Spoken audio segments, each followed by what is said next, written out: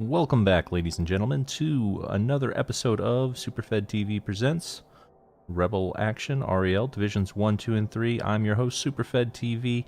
Unfortunately, my co-host is not going to be joining us this week. Rumblebee failed multiple times. So, apologies in advance. It's all Superfed today. But let's go ahead and jump into it. Starting with Division 3.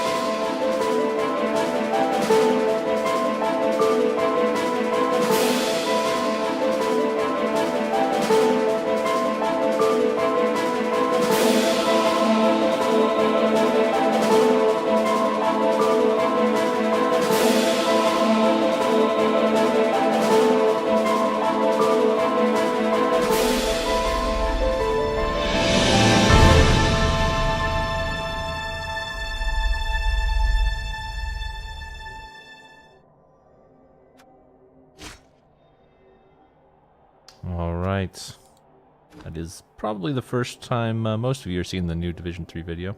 I did cover a couple matches this week on my channel, so feel free to check those out. I'll be trying to review more matches as the week goes on. I get a little bit better grasp of my schedule and how that's going to work, but we are looking at week 2.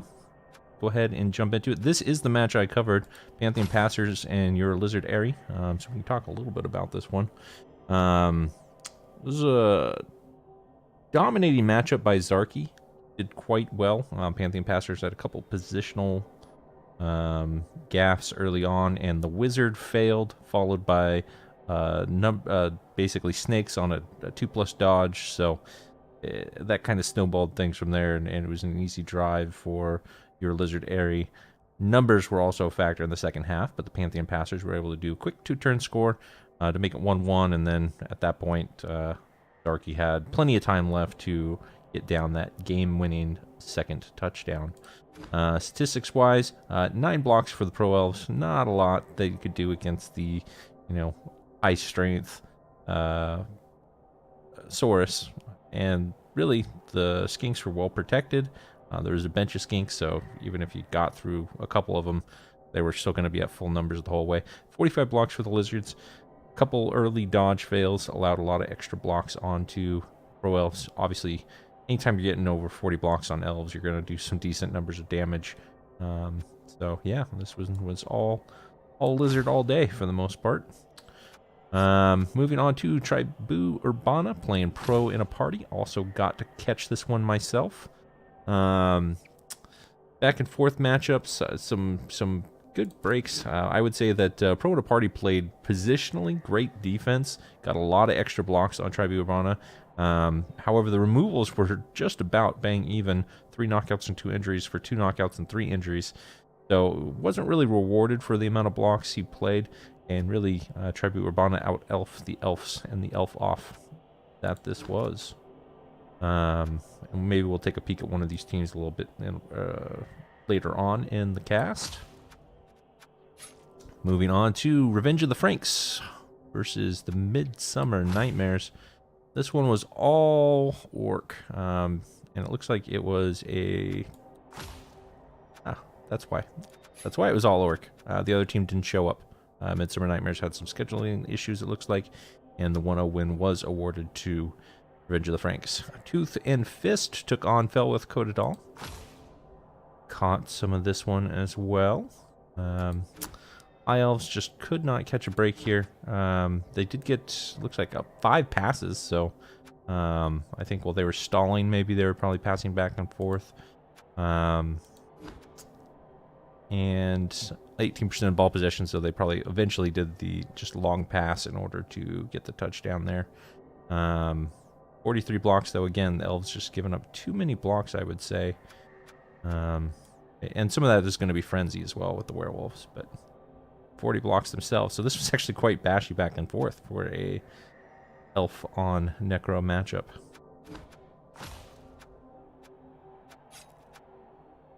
Scooby and the gang took on the Necromantic Newbies in a full-on Necro Mirror, and Scooby and the gang took the win, 2-0, and getting an MVP onto the Werewolf to give him a level up. That will be significant in the weeks to come. A Mighty Blow Wolf that's now already at 53 SPP. My guess is he's going to be getting tackle next there, unless he got a double. Which I guess we can just peek at and see what he got. He did get a double. He got piling on. Oh, pity the elves. Pity the elves in this division. The bright side, I guess, is he doesn't have tackle yet, but I'm sure he will get it shortly. That's a big level up there for week 2. And Murderer's Row went 2-2 draw against TeamSpeak Crew Part 2. I would not have expected a 4-point game in a Chaos Dwarf versus Necro matchup. 15 armor breaks for the Necro, only 9 for the Chaos Dwarfs. But the ones that they did break, they got a lot of removals on. 6 removals on 9 breaks. That's pretty solid. A lot of breaks and only 2 removals. Wow, I would say the Murderer's Row got robbed there. When out of 15 armor breaks, he only got 2 KOs. That is a rough go of it. That's a lot of stuns. Seriously, that is a lot of stuns. And no other side removals or anything like that. Man, I'd be a little salty after that. Cenobite the Curb lost 0-1 to Lebowski Urban Achievers in the Chaos and Chaos match. These two teams have batted against each other a couple times now. I forget how it ended up last season, but they each suffered some damage, including a death on Lebowski Urban Achievers. Getting less of the armor breaks, but and less of the removals. The Lebowski Urban Achievers does have a, I would say, better ball handling focus team in the sense that they have an Agi 5-piece, which I believe did get a little banged up as well. So they've got some interesting. I guess both teams have some interesting offensive players with killers on the side. It's different for Chaos, and that's how that shapes up for week 2. So let's go ahead and take a peek at the leaderboard. We do see a couple matches have already been played for week 3. So this isn't going to be the most complete picture.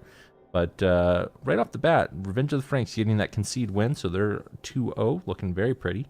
Your Lizard Airy winning out both their games outright. They're going to be in a top position. Lizards are going to do pretty well against elves, I would say. But I'm going to be curious to see how they do against all this Necro, because in my mind, Necro is a strong matchup against lizards. But who's to say how that shakes out? I guess you could, Skinks can survive if they don't have enough tackle. But by now, I think all these Necro teams should be focusing on getting tackle on their level ups with the amount of elves and lizards that are here, or lizard that is here. I just always want there to be more than one lizard in this division. I don't know why. I always say it plurally. Elves, I would say, are actually all bringing up the rear, it looks like, for the most part. Throwing the parties off to a decent solid start at 2-0-1. And Tribu Urbana at 1-0-1. Yeah, really, some of the bashier teams are up here. Still anybody's race, though. It's way too early to start seeing how this is going to shake out in the long term. But let's go ahead and pop in and take a look at the couple of the teams. I would have said Pro in the Party. We'll take a look at them, but they've got a level up that they didn't use, so we're going to skip that. Let's go ahead and peek at Tribu Urbana.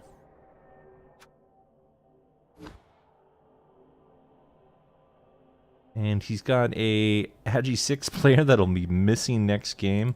Was there a perm suffered with that? A niggle on the Agi 6. Oof, that is rough. It's certainly not going to be a firing. Basically, you're going to use this piece till he dies. Honestly, even double niggled, I would keep him. Even an AV bust, I would probably still keep him.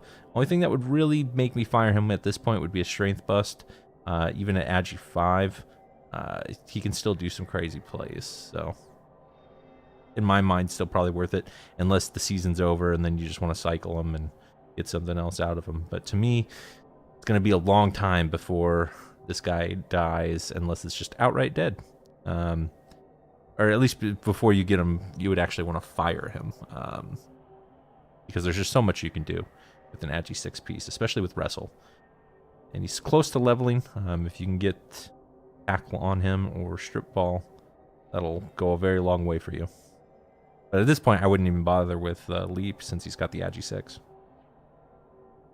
Talking about some other pieces, the star of the team, Cadaver, absolutely. Mighty Blow, movement up, block, tackle, and dodge. Such a late dodge for a pro elf catcher. Usually that's the first level up you get, but it makes perfect sense the way that he leveled this up.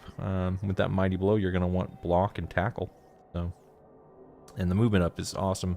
This is one turner. That's why he's already got 100 SPP on it. Obviously trying to spread the love a little bit. You've got a blitzer here that really needs to get a level for blodge, and of course your thrower, you want to level up if only to protect them. But the movement up there is also very nice. Movement 7 thrower can stand right in the middle of the backfield and get to any square on the pitch. So I would probably go sure hands next on him and then dodge, just to ensure that if it does go against the sideline, you can run over there, pick it up safely without it scattering out of bounds. Lineman development, he's got a dodge block, or sorry, a dodge guard who will be getting block. He levels that one up. This one very close to level. Go ahead and do the vanity pass to get that a level next game if you can. I think that's always worth it to get these linemen up to 16 SPP as soon as possible. And then if they do get a double, you want to try and rush them up to 31. But this is a team that's built very tall, not very wide. Most of the SPP and levels are focused on really just two pieces. So if those elves go down, they will make a huge difference in Hipster's team status. But he's a good coach. Even if they went down, I would never rule him out. Especially playing elves, he knows how to treat them as disposable. And let's go ahead and take a peek at another team. Let me see who hasn't played before. I guess most people haven't played yet. I guess we can take a look at one of the Necro. Go ahead and peek over at Gooby and the gang. So we saw already that he's got that Mighty Blow piling on Werewolf. He's additionally got an Agi up on a Ghoul, which is a solid start. It is going to delay sure hands on this team for quite a bit because you're going to want to get blocked next to protect that Ghoul. And then this is the one that you're probably going to want sure hands on. Unless you start going with a sure hands werewolf. Now that you've got a killer werewolf, it does make a lot of sense to also have a ball carrier werewolf. Although, don't have much tackle. The only tackle you have is on a white, an Agi 4 white. So it may also make sense to rush tackle on this werewolf, since it'll be just a little bit until you get it on Muttley Jr. All in all, though, I would say this is great development on the ghouls and the werewolves. Not too much love on the ghouls. Whites are looking pretty solid. You've got a Mighty Blow guard one and a tackle guard one with Agi up. And the only sore spot on this team really is the golem development. One golem with block, one with nothing at all. A rookie golem, probably paid his golem tax. Red Flintstone, I love it. But if at all possible, if you pitch clear an elf, for example, that would be the time to try handing off to that golem, get a level up. That, I think, is going to do it for Div 2. Will be a short one since it's just me talking. Go ahead and pop over to Division 2.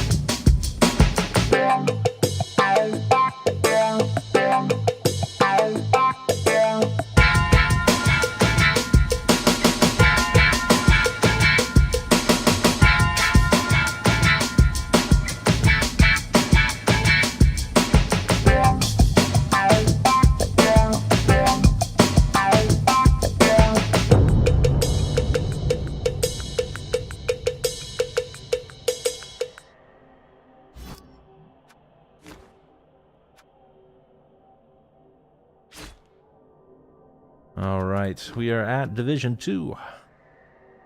And almost every game is played already in Week 3. Division 2 is very interested in playing their games as soon as possible. I love the sense of urgency as someone who's played their game just about before everybody else in Div 1 both weeks. I like playing my game early in the week as well. Allows me to do other things, so kind of envious of the drive that is in Division 2 right now. But let's go ahead and pop through the results, see how things are going. Cheese Tactics Mark II drops another one with another death. Slowly but surely, Division 2 is making Cheese Tactics' team just a little bit better, where he doesn't have strength to do it himself. Oil Miners get the big win over the Orcs, and Oil Miners, you know, they have not had the best history of Orcs. At the end of last season, I took them to Pound Town. They got their revenge here against Cheese a little bit. 18 armor breaks and an expulsion on their death roller for sure. 60 blocks, solid number.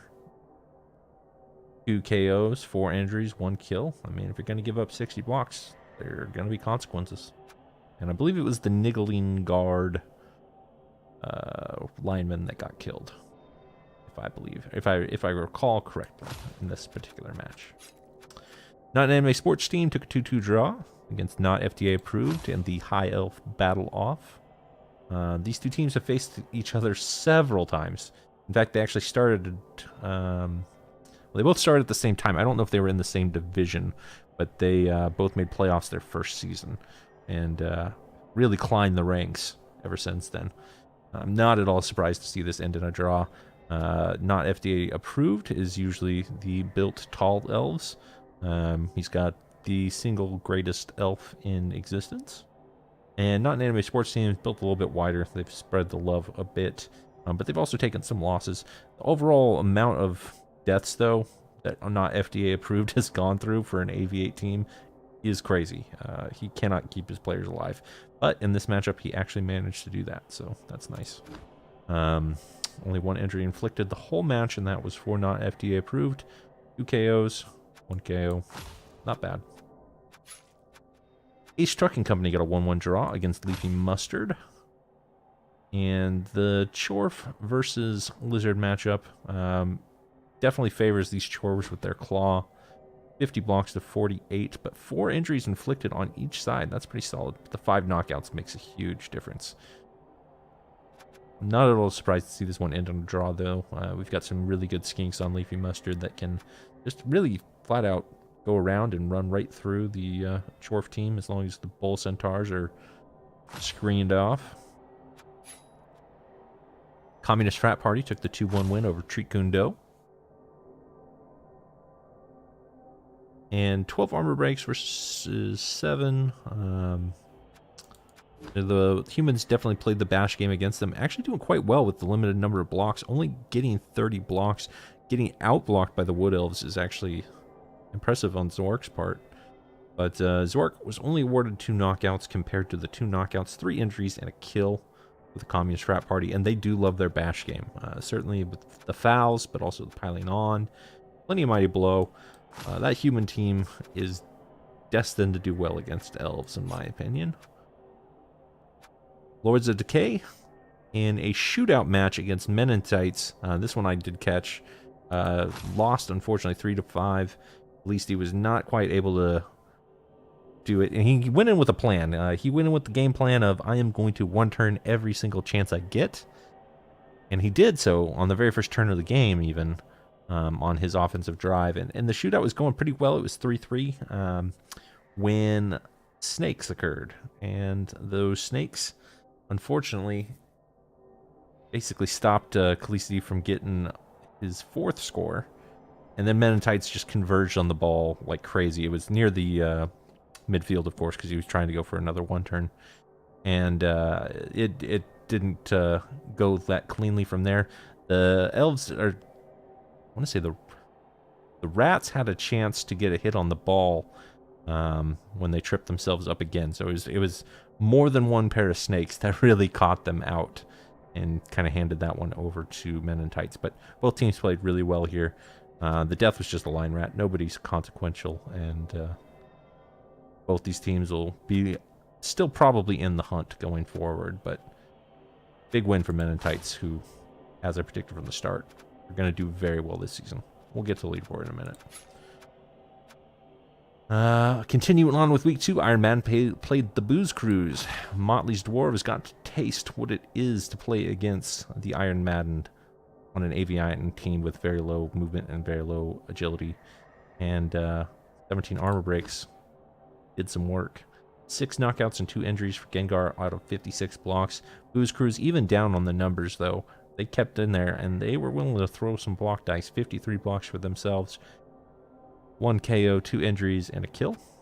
So they actually probably inflicted more damage to Gengar, but it was just a skeleton as well. So those Tomb Guardians are still intact, unfortunately. We talked about that one already, didn't we? Did I cover the wrong week? Did I I don't know what I did. I must have clicked that one early. We talked about that one, talked about that. I must have been jumping all around in the order. That's weird. Didn't even realize I did that. Straight Up Flatulence took on Please Don't Murder Me and got the 2-0 win. Stubings did quite well against these elves. Unexpectedly, they got a lot of inducements. I think the wizard play also was something that went in Stubings' favor. But the very bloaty high elves were just not quite able to withstand the barrage of armor breaks and assault from this chaos team. Only 33 blocks, but out of those 33 blocks, they got 23 armor breaks. From there, they got 9 KOs, 2 injuries, and a kill, versus only 24 blocks and not a lot accomplished. I believe it was also a blitz off the start for Straight Up Flatulence, so on the very first turn of the game, that kind of really opened the door for the Chaos team to just smother the High Elves, and from there, the removals took their toll. So, we will take a peek now at the leaderboard, and again, some of these matches for Week 3 have already been played. In fact, most of them have, but looking at the leaderboard, nobody is undefeated yet. There's still the chance that Men in Tights can do that and go 3-0. Take a commanding lead of the division. However, Ace Trucking Company and Gengar are both sitting at 2-1-0. Top the division as it stands right now. Straight Up Flatulence at 2-0-1, just behind them. Middle of the pack, we have the High Elves, not an anime sports team and not FDA approved. Pig Sofa right in the middle of the bunch. He's off to a much better start than he was last season. And again, Luke Som and the High Elves in the middle. Drawing his way consistently so far is the Booze Cruise. And the humans, Skaven, and Wood Elves from there. It is still fairly tight, though, and that's one of the remarkable things about Division 2 last season was just how close it was. You know, the difference between relegation and making the playoffs was almost just as small as 2 games, so it definitely matters, these early games, but nothing's decided, and in fact, you know, with the amount of draws that we're seeing here, it could still be another very, very close one. Hopping over to the teams that we're going to take a quick peek at in upcoming matches. Well, there's only 2 matches that are left for the week. So we've got Treekundo and Leafy Mustard, Men in Tights, and not FDA approved. Let's take a look at not FDA approved. He's got his Super Dragon 6000 back. He's missed a game. He's movement busted, but still in great, great shape. Nowhere near enough money to fill out his roster, so we're still waiting on that. But he's got all 4 of his catchers, 2 blitzers, and a thrower. So that is still a pretty solid start. Look at this thrower. That's a little uncommon for High Elves, but he really rushed the block. Usually, if we're going to see a skill first, well, I'm just going to say it. Block is usually the last skill that you get on a thrower. Usually, you're going to prioritize accurate, you're going to prioritize sure hands, and you're going to prioritize dodging. So going with block there is a little odd, but going accurate after that is fine. I'm assuming that this is going to be sure hands next, but maybe it's blodge for survivability. I know he's just, as we mentioned before, suffered a lot of death, and so he might just be playing for survivability, not necessarily, you know, the most optimal way to play the dice game, you know. Additionally, we've got a fresh blitzer here. How many games has this guy had? Only at 1 SPP. 4 matches, so I would personally prioritize getting dodge on him next, as best you can. Catchers, of course, are actually all looking pretty solid as well. One more night at Agi 5, Blodge, Step, and Leap. is, you know, hard to say it's the MVP of the team. Super Dragon 6000 is absolutely the star of the team, but One More Night is a very, very good piece, and if you have a chance to kill somebody, still kill Super Dragon 6000. You know, it's only edge 5, not a big deal. Strip Ball Tackle Catcher is also nice, although he is armor busted, and is that twice that he's been armor busted? No, just once. So, easy one to get removed there. And I like the Frenzy on this catcher as well. Frenzy on High Elves is great because it allows you to kind of pressure those sidelines. They can't do a full screen unless they risk getting surfed, especially if you get Leap on this one next. So I do like that choice a lot. And moving on to, I would say slightly bent, but he's got his level ups to do. Leafy Mustard. Let's take a look and see what those lizards look like. Your Zoot is missing a source for this next game, but it shouldn't be too big of a deal. Well, this is actually a very important one with Mighty Blow and Tackle, so I take that back. That is going to do a little bit of a favor for the Wood Elves. They really only have to worry about one source, and that's even more beer. And this source just has hogged all the SPP. It's probably because he does so much blitzing with it. We poked fun at the Strip Ball. I think he knows that he would probably not like the Strip Ball, but that doesn't mean it doesn't do anything. And against these elves, if he does get dice on the ball carrier, I think that Strip Ball is going to matter. I think that will have an impact, but especially with Break Tackle. There's a decent shot that he can knock the ball loose and then have one of these skinks pick it up. So, while it is not a optimal pick, it's something that he can get use out of, and especially in a matchup against Wood Elves that he's going to be facing. Dark Honey, a Bloxigor with strength up. He's about to level up.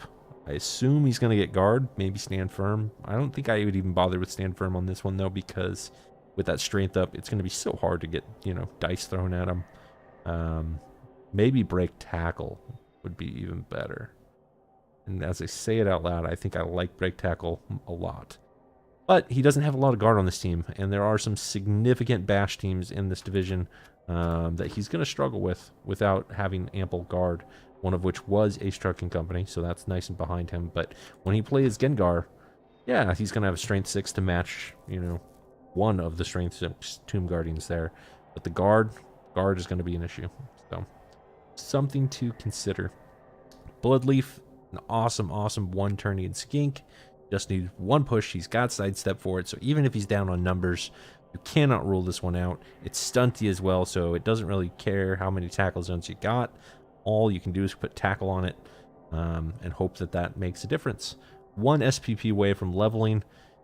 The worst thing that he could get, I think, for everyone else in the division would be an Agi up here. But if he gets doubles, obviously, I would assume he's going to get block from there. But yeah, that's a serious threat. Keeping all his other skinks nice and trim. I think I would like to see him possibly pick up one more, though, because I think he's sitting at 11 with full bench. That is going to do it for Division 2.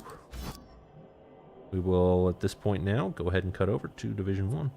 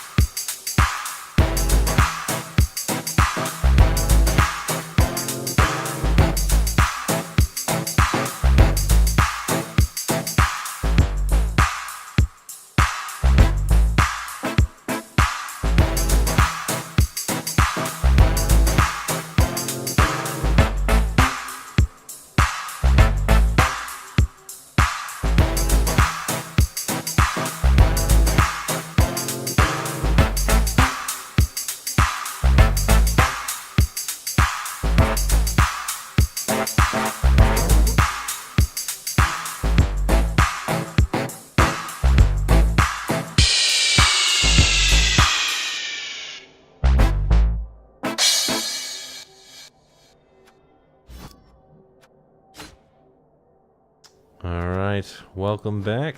Division 1 coverage. We shall jump right into it. New Year Norse lost 0-2 to the Skinky Island boys. This one does not surprise me very much. Orange team has seen better days. as expected, making a championship run and getting a very, very bloody victory. He's just not ready to take on something like Skinky Island Boys, which was also in the playoffs, and they also played each other. This was a rematch, but Skinky Island Boys is just looking clean and lean and has all of their swords in good shape. So 10 armor breaks apiece. Actually pretty good for the Norse, but they only got 2 KOs out of it, out of 64 blocks. Wow, Frenzy doing a lot. 44 blocks for the Skinky Island Boys. They were quite a bit more efficient, though, with 5 knockouts and 1 injury inflicted there. Getting those removals makes a big difference there. Jumping over to Brazzers versus Live Tree or Die Hard. Yeah, this match. So I lost the toss. Got forced on the offense first against these Wood Elves. Kicked to one side, and I blitzed on the other with my killer. And all of the elves came over towards my killer. So I reinforced them and got a little bit too separated from the ball. And of course, the Wood Elves did have enough inducements to get a wizard. And just the threat of the wizard alone kind of forced me to do a dodge away from the War Dancer that then marked my ball carrier. And failed the basically 1 in 9 the dodge away. Ball basically landed in the War Dancer's hand. And I was down very quick. Thankfully, I was able to bash my way back, but ultimately not able to force the second score early enough with a chance to get myself to draw this one. So I got a lot of armor breaks, got a lot of bash action. He did a good job limiting my blocks, only to 30 blocks, and of those 30, got 7 removals, which is solid, but outplayed, I would say, as far as the movement game goes, which can certainly happen with Orcs versus Wood Elves. They just have significant movement, and you know, getting that 1 in 9 dodge fail at the wrong time, really all it took. So, yep, that's a thing.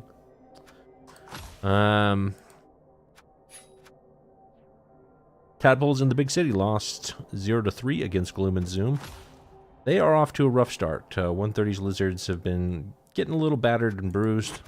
They were damaged coming into this one. They did get a decent number of blocks and didn't really get out removed in this matchup. I think Gloom and Zoom just, you know, got what they needed at the right time as far as dodges and pickups and everything else, and were able to secure their win there.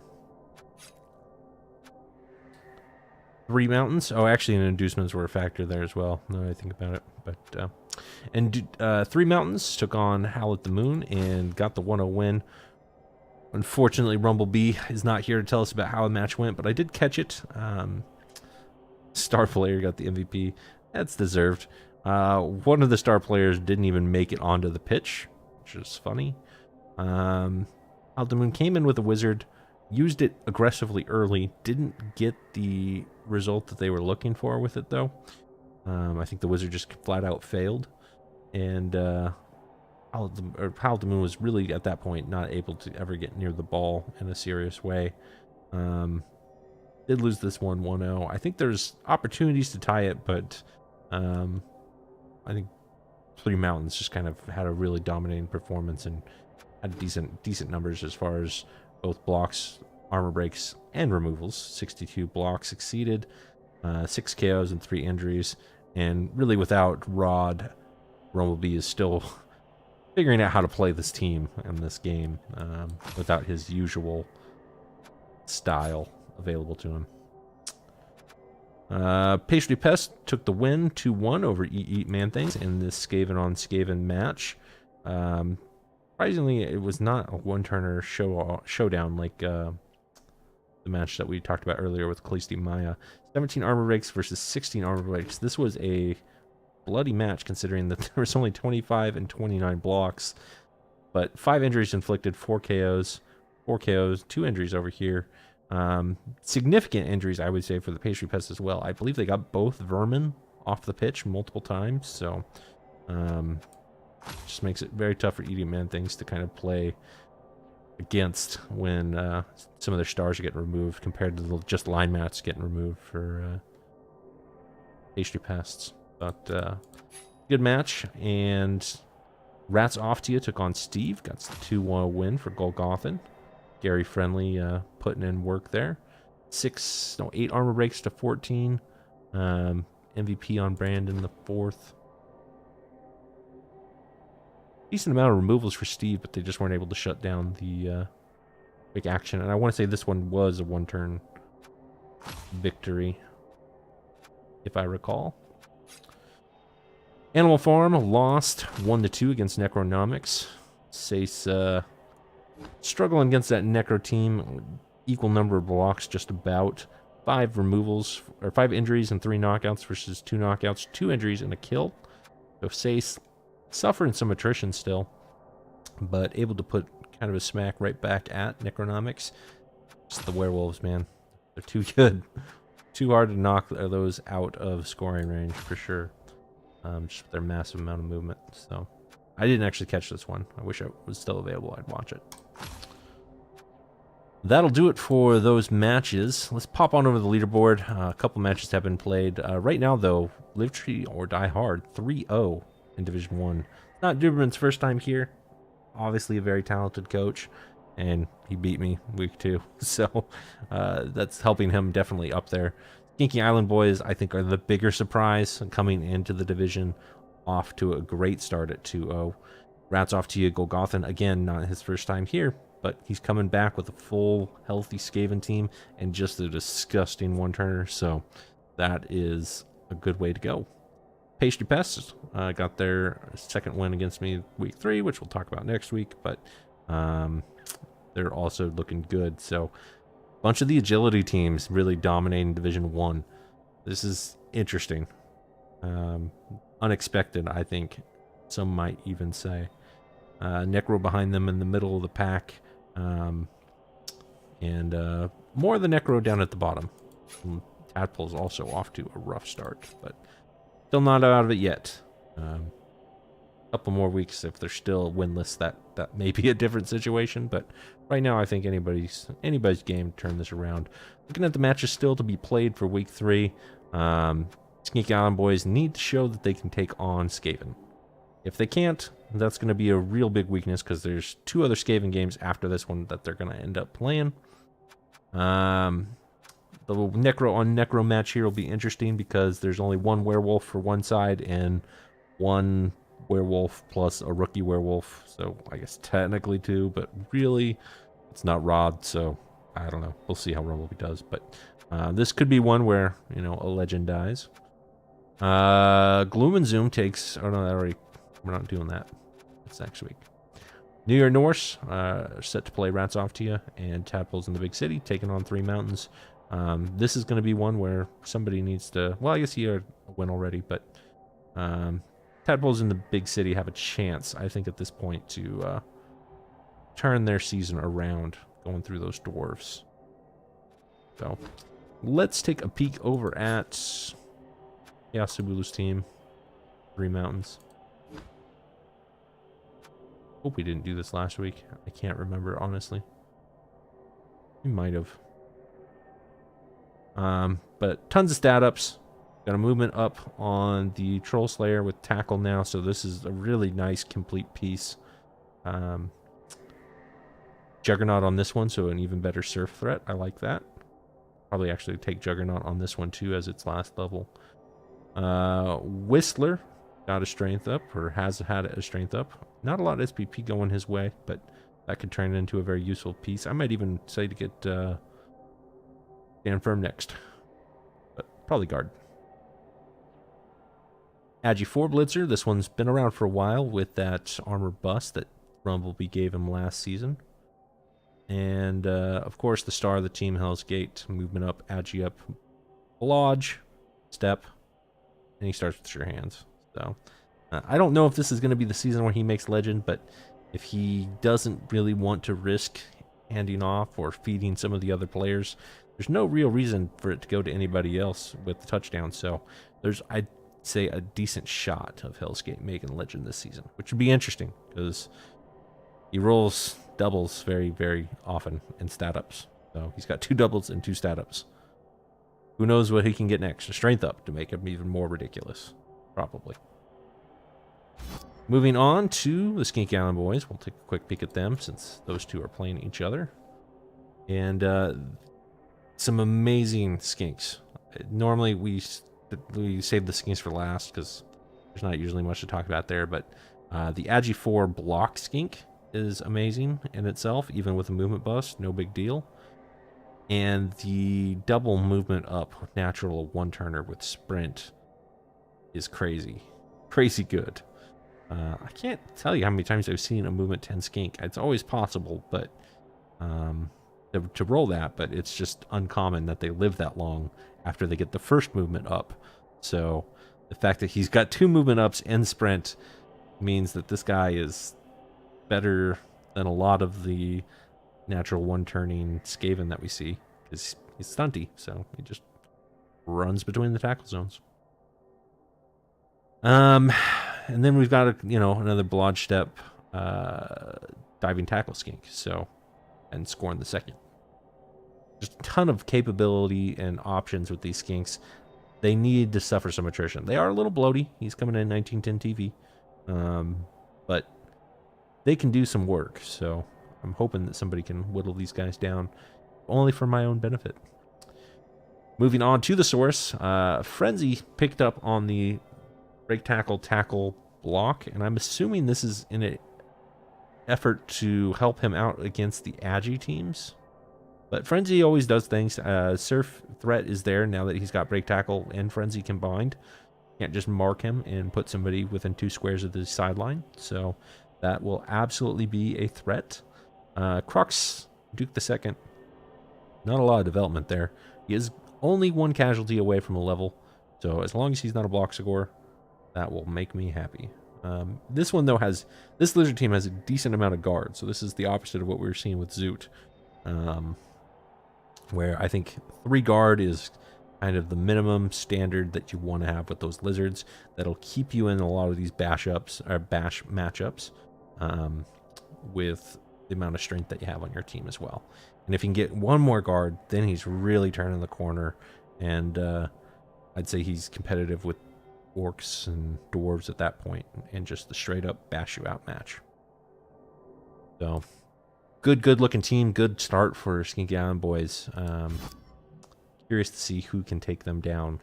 They need to be taken down. They have not had that Divlin welcome yet. So we're looking forward to that. That is where I think I'm going to cut it here today, folks. Thank you all so much for watching. We will catch you next time.